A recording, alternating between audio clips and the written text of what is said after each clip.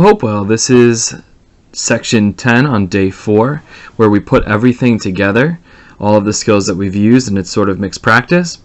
The thing that I would recommend you do is probably use a separate sheet of paper to work on these. I may not have given you enough room, but we shall see.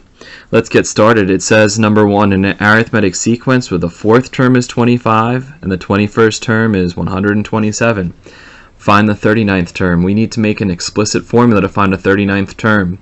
And I'm not even sure we don't have consecutive terms, so here's what we're going to do first.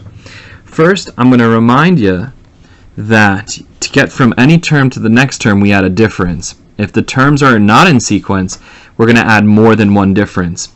The general formula was a sub n equals a sub 1 plus d times the quantity n minus 1. The trick I want you to notice is, how many differences are we adding? We're adding n minus 1. Where does n minus 1 come from? It comes from this number minus that number. So to get from the first term to the nth term, you add n minus 1 differences. So we can take two non-consecutive terms. So the 21st term can be obtained by taking the 4th term and adding how many differences? So I want you to think about it. How many differences will we add to the 4th term to get to the 21st term? Well, it would be n minus 1 if it's n and 1. So if it's 21 and 4, you would add 21 minus 4 differences for a total of 17. Let's place in our values and we'll be able to come up with the value for your difference.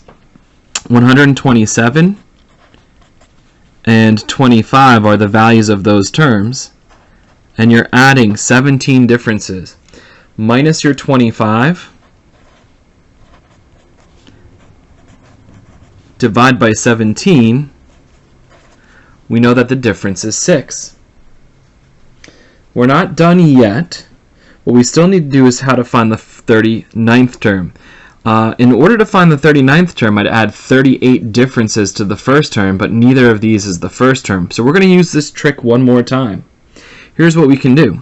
We can set up a new equation that says the value of our 39th term is equal to, it doesn't matter which one of these you use, either one of them will get you an answer. The 39th term is equal to the value of your 21st term plus how many differences? Take 39 and minus 21, 18 differences. Next, let's plug in all the values that we know. We don't know the value of our 39th term. We know the value of our 21st term is 127. We know the value of our difference was 6. We're adding 18 differences to 127, and this will reveal the value of our 39th term. Using your calculator, you can do what is 127 plus 6 times 18 and get 235. The value of your 35th term is 235. For question 2, did you notice there was a typo here? This should be a G sub 8. We're going to do something similar to the first example. In a geometric sequence, we get from one term to the next term by multiplying by a ratio. If these terms are not consecutive, what we need to do is figure out how many ratios that we multiplied any term to get to another term. So if we want to find the value of our 8th term, we can get there from the first term, or we could just get there from the 3rd term by multiplying by the appropriate number of ratios. Notice the exponent is the difference of their term numbers, so 8 take away 3 makes 5. Noticing this, we can set up our equation a little like something like this.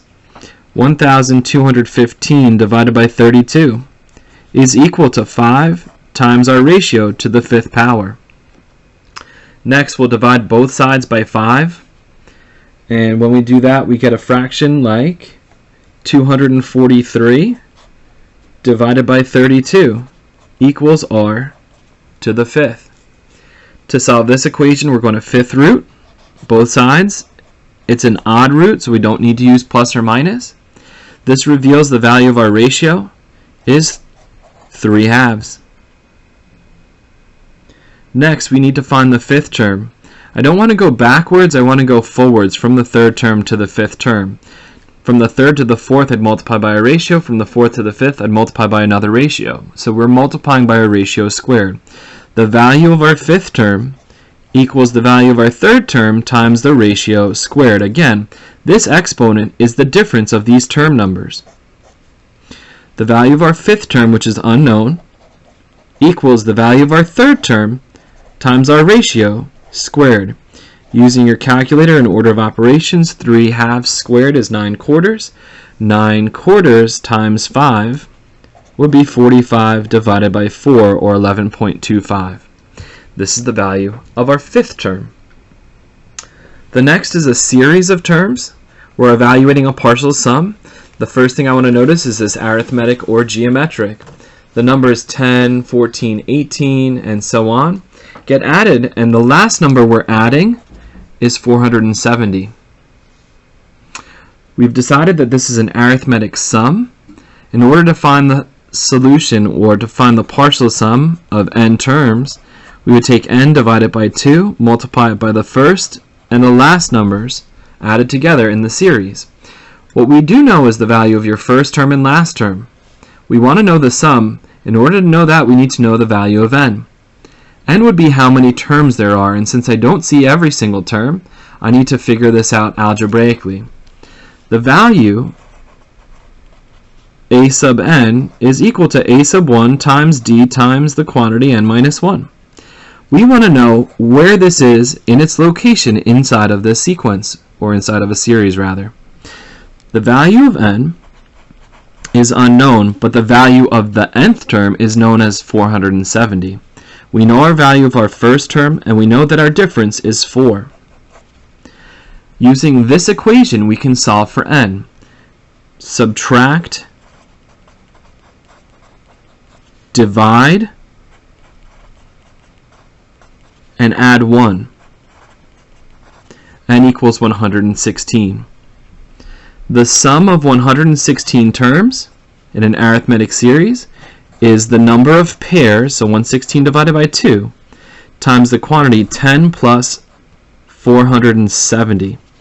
So we're going to evaluate this, and lo and behold, when you evaluate this properly, you should get the number 27,840. If we added all of these terms together, the total will be 27,840. Our last two questions are on our packet are 4 and 5. I'm going to add one more question after this video ends. It's a different type of question, so still hang on and view another video after these two.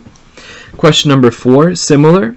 We have a partial sum. It begins with 4, 6, and 9 added together, and it ends by adding the last term, 19,683 over 128. In order to find this sum, I still have to determine if it's arithmetic or geometric. It's not increasing by 2 every time. It is being multiplied by a ratio of 3 over 2. How do I obtain this? Take 6, divide it by 4, and reduce it. That tells us our ratio is 3 over 2. It's geometric. The sum formula of n terms in a geometric series is the value of our first term times the quantity 1 minus the ratio to the n, all divided by 1 minus our ratio. So in order to find the sum, I need to know the first term, the ratio, and how many terms. We know our first term is 4, our ratio is 3 over 2.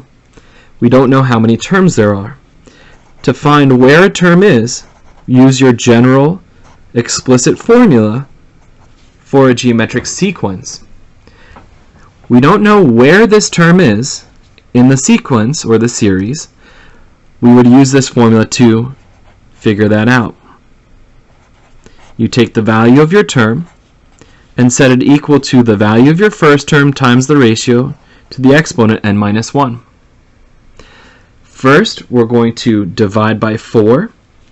19,683 divided by 512 equals 3/2 to the n minus 1.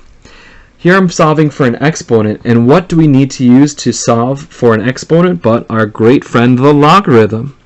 You take the log of your power, 19,683 over 512, and divide it by the log of your base, the log of 3/2. This is called your change of base theorem. What does it equal? It equals the exponent n minus 1. Plug this into your calculator correctly, you'll get 9 equals n minus 1. which tells us by adding 1, there were 10 terms being added together. Let's go back into your sum formula. The sum of the first 10 terms can be found by taking your first term, multiplying it by 1 minus your ratio to the 10th power. Keep the numerator together and divide it by 1 minus your ratio. Evaluate this using your calculator or using any other appropriate tool that you have to come up with your answer. I just did that on my calculator. It says that the sum of these 10 terms is 58,025 divided by 128. Notice I didn't write this as a decimal, instead chose to write it as a fraction, although these are equivalent. Gets us to the last problem. The sum of the first 10 terms of an arithmetic series with the first term is 3 is 210. Find the sum of the first 20 terms. In order to find the sum of the first 20 terms, I would need to know what the 20th term will be. In order to find the 20th term, I need to find what the common difference is, so I can use a formula to find that. Here's what I'm going to do first. The sum of the first 10 terms is 10 divided by 2 plus the value of my first term. I don't know the value of the 10th term, but what I can do is instead plug in a formula for the value of my 10th term. Our 10th term is equal to your first term plus 9 differences. Since we don't know what that is, what I can do is plug in the expression 3 plus 9 times d in place of this value of the 10th term in my formula. Why does this work? Because the value of the first 10 terms is known. That sum is 210. So the only variable in this formula is the letter D. Combine like terms, simplify this a little bit, we get 6 plus 9 times the difference. Divide by 5, subtract 6, and that makes D equal to 4. Now that I know the difference is 4, let's go back and let's add up the 20 terms. The sum of 20 terms can be found by taking how many pairs there are. There will become 10 pairs. Each pair has a value of 3 plus, what is that last term? The last term is the first term plus 19 differences. When I evaluate everything in here, inside of this parentheses, I get 82, which leaves us with the sum of the first 20 terms is 210. I'm sorry, I lied. It's 820. So the value of all 20 terms is 820. Please go on and review this page as many times as possible. Also, there's one more question, so please view part 2 of this video. Thank you.